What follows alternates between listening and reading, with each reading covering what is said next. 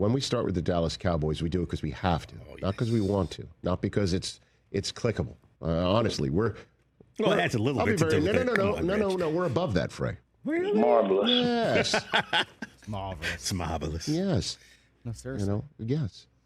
Because, listen, training camp stories, it's about quarterback competitions if they exist, injuries if they unfortunately occur, or people who haven't gotten paid, people who have not gotten the contract that they feel that they deserve, or everybody knows that they richly deserve.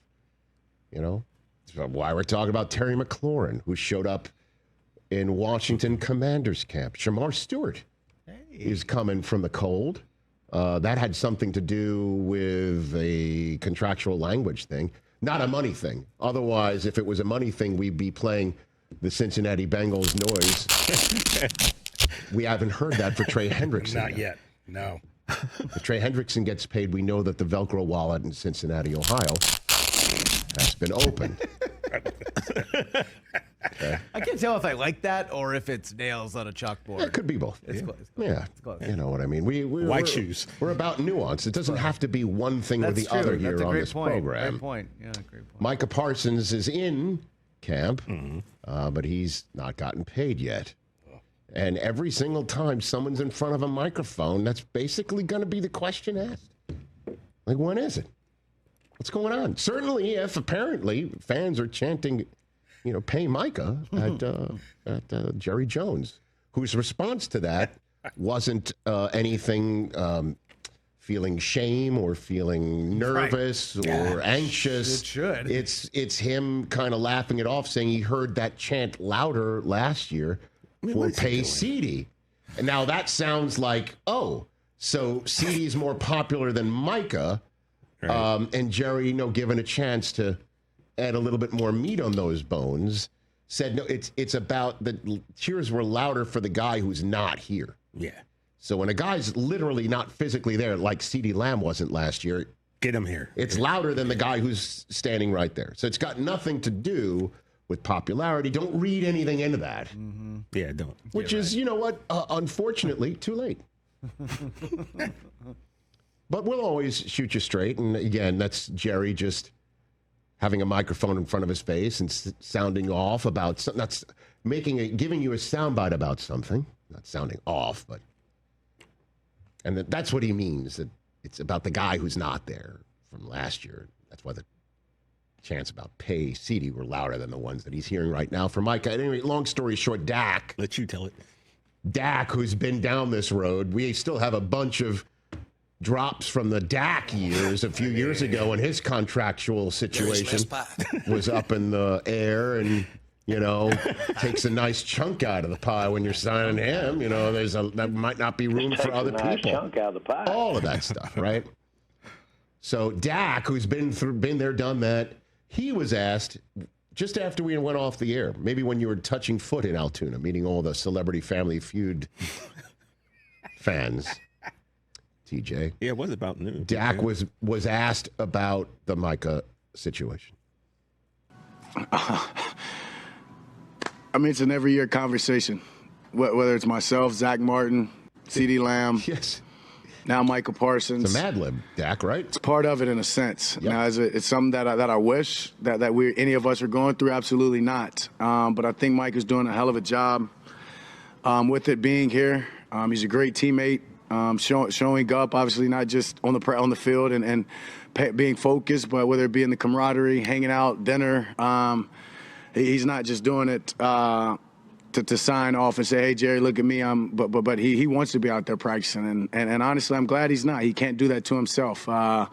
That's the business of it, and that's the business of a holdout. And so I do think he's taken some great steps of being here. I don't know if there's a correct way to handle it, to be honest with you. I will say that I think he deserves to get paid, think he should get paid, and ultimately, if I'm going off of the history of what I've seen, he will get paid. Hopefully it's sooner than later. Should we give the response that we gave each other on Celebrity Family Feud after a correct or Absolutely, yeah. Good, Good answer. answer. Good answer. Good answer. It's up Good there. answer. It's up there. No. No. Well, that was us more than Dan. At any rate. For me. Yeah. I sucked. Okay. So then Stephen Jones speaks the next day.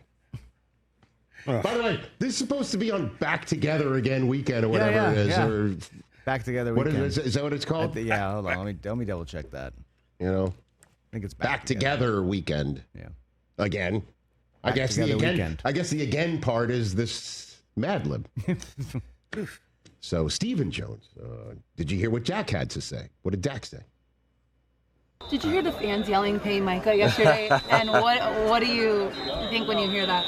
It doesn't change anything. I mean, we want to pay Micah too. He's got to want to be paid.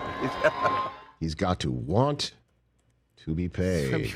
What are we doing? What does that mean? What does that mean? I have a theory. Please, before I Chris, lose my mind. go for what you think.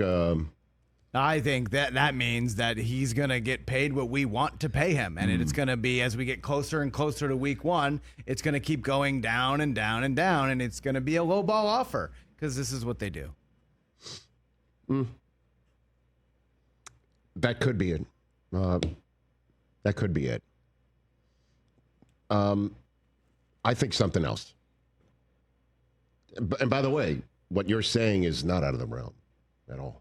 It does sound like leverage if you're dealing with leverage. You know, and NFL owners are known to have an affinity for leverage. He's got to want to be. He says it like Micah Parsons doesn't want to be paid. Well, Micah does have leverage in the fact that if he leaves camp, if he's like, okay, I don't want to get paid, guess what? You don't want me to be. You've got to want me to be here by paying me, and I can leave camp. And 5 days after that, you, Dallas Cowboys, need to make a decision as to whether to make me inactive for the season or not. I mean, he could pull that lever anytime he wants. It's a difficult lever for him to pull for many reasons, obviously.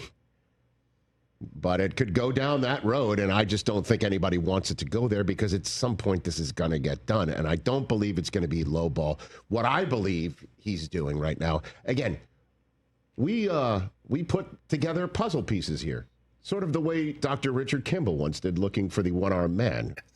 You know, and he would find a big piece, and he put the phone down and have Gerard and the rest of his U.S. Marshals come find it.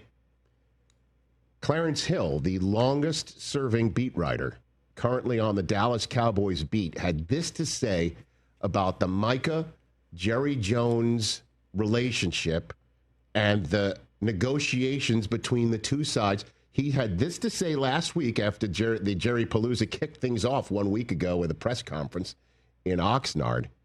And so I'm viewing everything through this prism. Jerry and Micah Parsons actually reported in March that they had a handshake deal, verbal agreement on a deal to make him the highest paid non-quarterback in NFL history, so the currently highest paid player. And Micah asked Jerry to call his agent.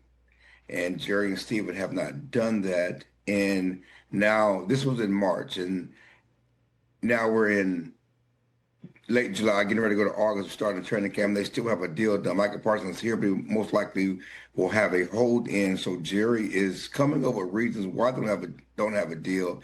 And he's saying, well, the guy could get hurt. Well, that's the case with any deal you make with anybody. So think about this. If Jerry and Micah had a handshake deal on an agreement back in March, and Micah's like, hey, talk to my agent, and we've had folks like Michael Irvin and DeMarcus Ware on this program in the past years as we're putting together puzzle pieces about the Cowboys and their ways of negotiating, right? That those guys say Jerry likes to go directly to the player. DeMarcus Ware even said you knew Jerry meant business when he had you into his office and lit Dallas Cowboys branded votive candles in his office. I'm serious. That's not a joke. He's like, he knew, like, okay. And Jerry likes to deal directly with the player. Maybe that's because it's more advantageous to his side of making a deal, right? You think? That you're keeping representation out of it. And so if Micah's like, talk to my representative, and there has been reporting that not only, as Clarence said, they haven't called the rep, but Jerry made it sound like he didn't even know the rep's name. And David Mugoletta is a very well-known and highly successful representative in our NFL world. So what I'm saying is, if the Joneses haven't called his rep, and Micah's like saying, talk to my rep, and others underneath the Jones rep world are in fact talking to each other from the Cowboys camp and the reps camp, but these top tier individuals need to connect, and they haven't yet. And part of the reason why is, sure, the Joneses are like, we're not talking to them. We had a handshake agreement. And Mike is like, no, you got to talk to my agent. Which, by the way, is an opinion I would have in any negotiation. Talk to my representation. So if this is in fact happening, listen to the Stephen Jones soundbite again and tell me if you think this is what's at play. Did you hear the fans yelling, pay Micah yesterday? And what do you think when you hear that? It doesn't change anything. I mean, we want to pay Micah too. He's got to want to be paid. TJ, does that give you a different perspective? He's got to want to get paid. We had a handshake agreement. Well, and he wants now us to talk to his representation? I'm just wondering, 4 years, right? 4 years Mike has been in the league. He started every single game that he's ever played in the NFL. He has a 256 combined tackles, 52 and a half sacks. Kind of seems to me like he wants to get paid. Well, he's not. This has, again, it has nothing to do. But I'm saying that's how with the fans. what you're saying, but the fans, or as what you're saying, Chris. It has something to do if Clarence Hill is accurate in his reporting, and there's no reason to think it's not accurate.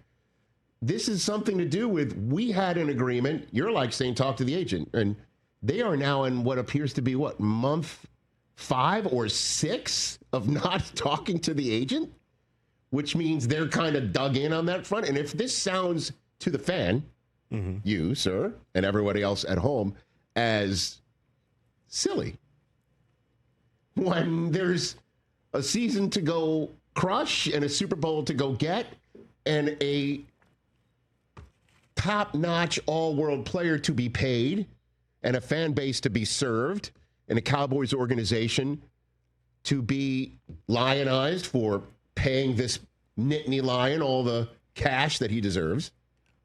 And it's about, we had a handshake agreement and you said talk to the agent, and we're not doing that.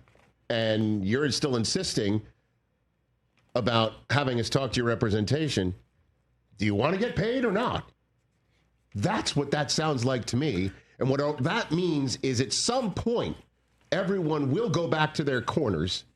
A number will eventually get agreed to and drilled down to. And it might be a contract that he signs in whatever Philadelphia hotel room they're in the night before the kickoff. Just like what happened to Dak in Cleveland last year. That's what this sounds like to me. That's a little bit ridiculous. Like, first of all, this is 2025, right, Chris? This isn't Little House in the Prairie days where Paul Ingalls would go and have a handshake deal with the Olsons to get stuff from, to get food and goods. And go churn butter? Yeah, like we don't. A handshake deal today, come on. In theory, sounds great, but the reality of it is it don't work. You know it's not going to work. The agent has to get involved. Like I said, the fans are sitting here. We're not looking at all these intricacies. We're just like, look at what this kid has done. Pay him his money. Let's get going. What now that I've laid all again? I still think with my point of view, I don't know how you guys do this, TJ, every year. I don't know why people root for these guys. This is the way you do business. This is how you treat your superstars. It's embarrassing. It's embarrassing and insulting that he claims to not know who Micah's agent is and that they're letting this drag on 4 or 5 months, and it's going to go right up until week 1, just like they did with Dak, who's the face of their franchise. It's embarrassing. They should all feel embarrassed. Yep. Hey, look, it's a clown show, and I love the circus, and I guess that's the reason I still hang around. But, yeah, this is so ridiculous, simply because we know it's going to happen, like you said. It's going to get done. Let's just get it done and get it over with. Micah Parsons should ask for a trade. This is preposterous. He doesn't have to deal with this. You can go to a professional organization where they value you and treat you like the superstar you are. Because they do not do that in Dallas. You know, they just do not. He sounds like Suge Knight at the Source Awards trying to get people to come to death row. That's what Chris just sounded You know like. who's real happy? Jake Ferguson's happy. They just signed him to a 3-year deal. Like, they sign people. It's not like they don't sign anybody. They sign their own. That was quite a my bit. next point. As a matter of fact, they sign their own a lot. Unbelievable. I mean, quite frequently they sign their own. They draft their own, they draft well, and then they sign their own. It just takes a long-ass time. I don't know why I'm for the ones that are these guys, but I missed all the shots in the media that Jerry and Steven were taking at Jake Ferguson. I guess I missed that. Yeah, you didn't, because you know why you missed it? Because the bow and the quiver never came out the quiver. And okay. Oh, they were directed at Dak and Micah Parsons. Yeah. Your two best players. Don't forget Trevon Diggs.